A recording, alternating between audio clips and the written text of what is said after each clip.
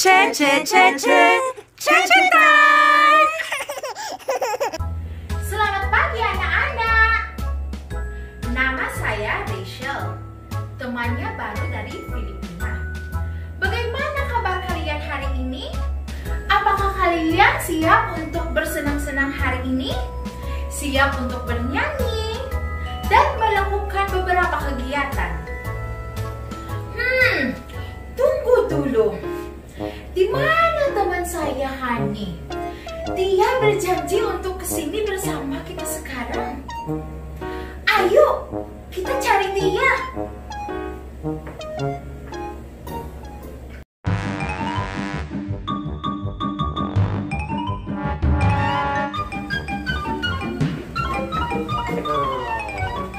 Saya di sini untuk menyelamatkan dunia.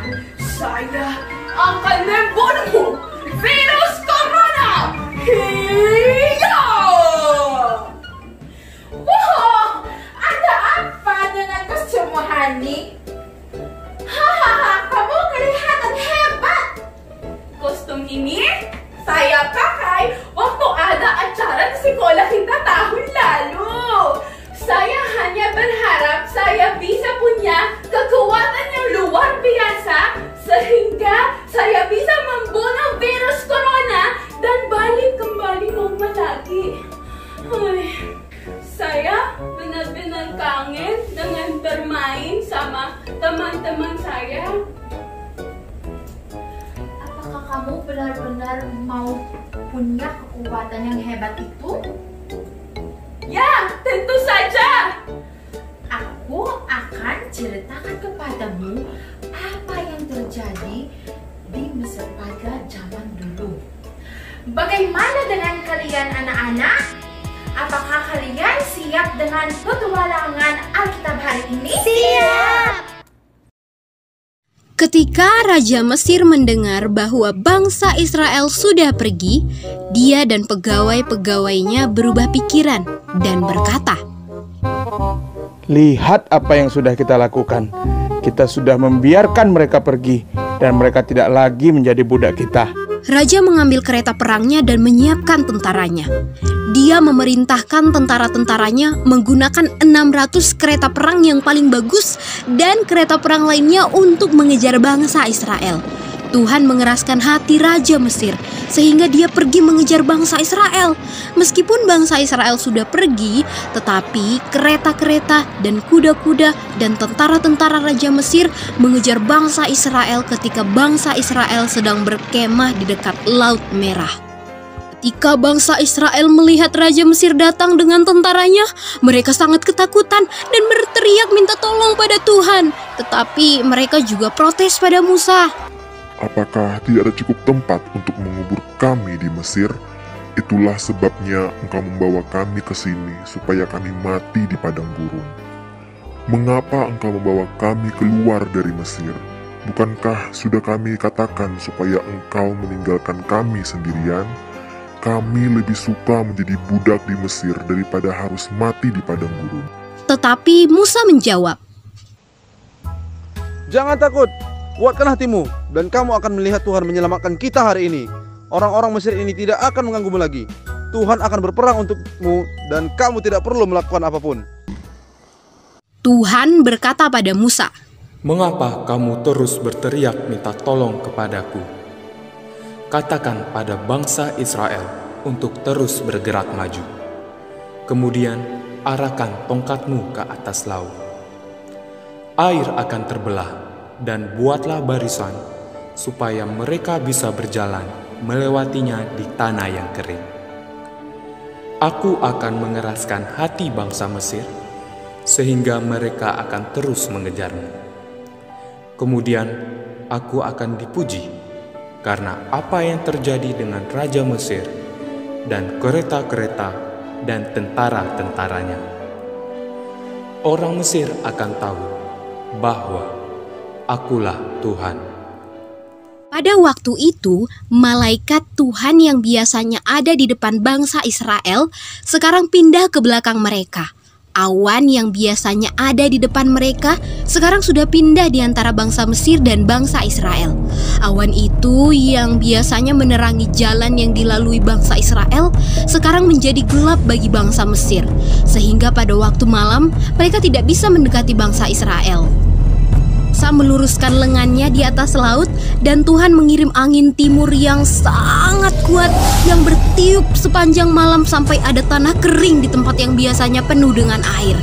Laut terbelah dan bangsa Israel berjalan di atas tanah yang kering dengan dinding air di setiap sisinya.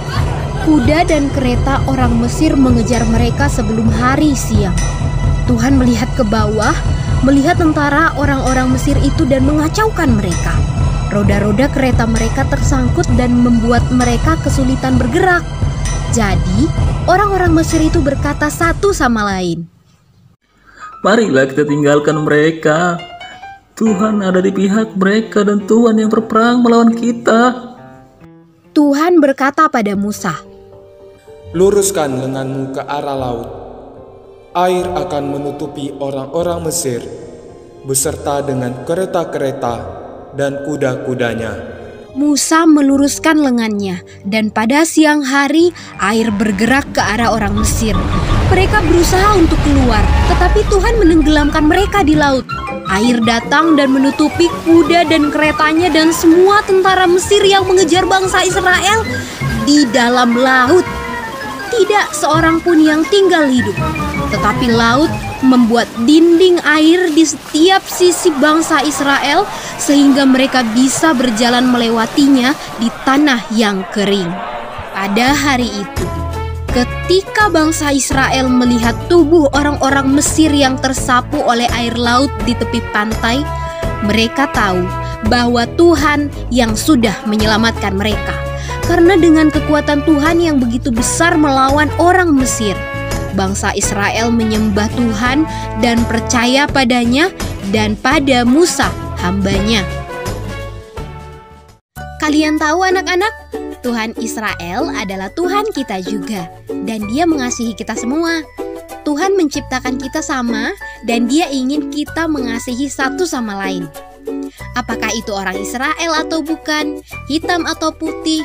Itulah sebabnya waktu kita berdosa, Tuhan mengirim anak tunggalnya Yesus menjadi sama seperti kita, sehingga Dia bisa menanggung semua dosa kita dan menerima semua hukuman yang harusnya kita terima dengan kematian yang sangat menyakitkan di atas kayu salib, supaya kalian dan saya mendapatkan hidup yang kekal di surga.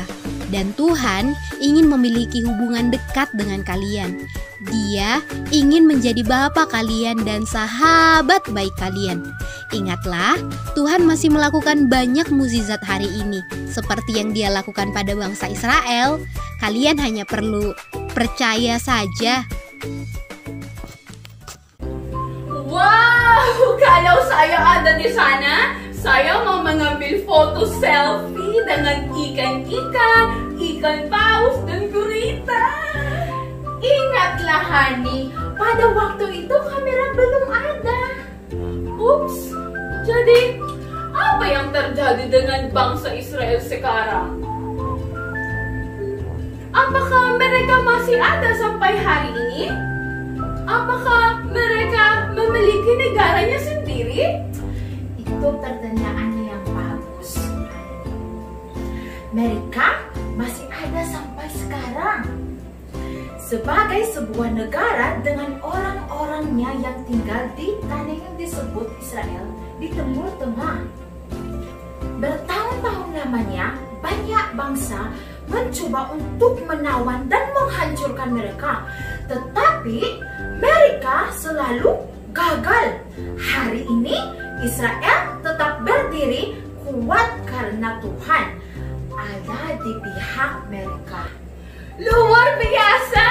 Cerita kita hari ini mengingatkan kita betapa berkuasanya Tuhan dan Dia hidup dan menunjukkan kuasanya melalui hidup kita. Itu betul, Hani.